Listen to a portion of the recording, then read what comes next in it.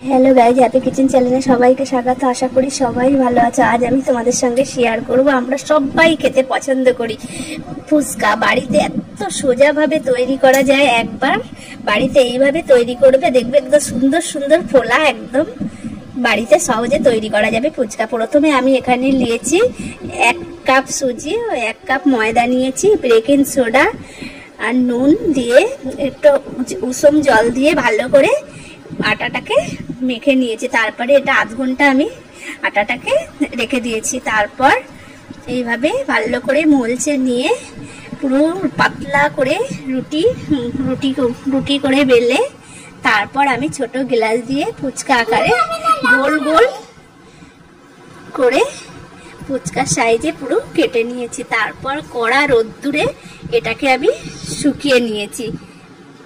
এইভাবে শুকিয়ে নিয়ে তারপর আমি সাদা তেলে ভেজে নিয়ে পুরো ফুচকা হয়ে গেছে। গাইজ, আমার চ্যানেলকে লাইক এন্ড সাবস্ক্রাইব করে বন্ধুদের সঙ্গে